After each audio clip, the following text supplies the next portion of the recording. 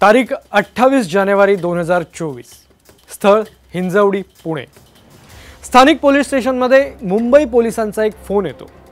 हिंजवडीतल्या एका हॉटेलच्या room number 306 मध्ये खून झालाय। खरोखरच त्या रूम मध्ये एका तरुणीचा मृतदेह आढळतो आणि हत्या करणारा तरुण मुंबई पोलिसांच्या ताब्यात। पण त्या रूम नंबर 306 मध्ये नेमकं काय घडलं, तो खून कुणी केला, ती तरुणी कोण होती, पाहूयात या व्हिडिओतून।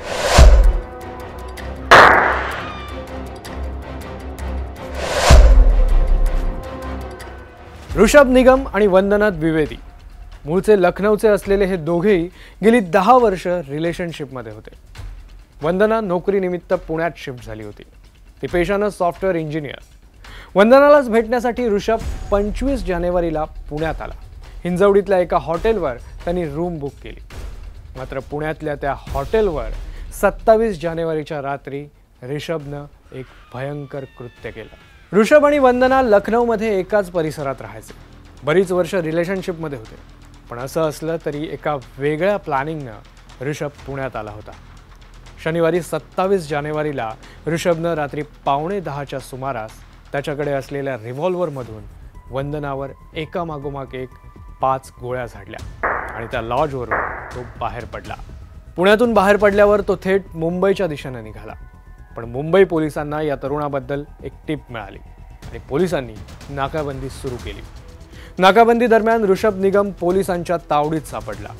पोलिसांनी कसून चौकशी केली आणि ऋषभचं काळं कृत्य समोर आलं। त्यानं खून केल्याची कबुली दिली। मात्र इकडे पुण्यातल्या त्या हॉटेलमध्ये एका तरुणीचा खून झालाय याची कल्पना कुणालाच नव्हती। मुंबई पोलिसांनी हिंजवडी पोलिसांना फोन फिरवला आणि घटनेची माहिती दिली। त्यानंतर हिंजवडी पोलीस त्या हॉटेलवर पोहोचले। रूम नंबर 306 उघडण्यात आला आणि पोलिसांना समोर दिसला रक्ताच्या थारोळ्यात पडलेला वंदनाचा मृतदेह। अनेक वर्षांची मैत्री, प्रेम, रिलेशनशिप, पण त्याचा शेवट असा वाईट झाला होता। मात्र ऋषभने असं का केलं, तर पोलिसांसमोर त्याने याचा खुलासा केलाय।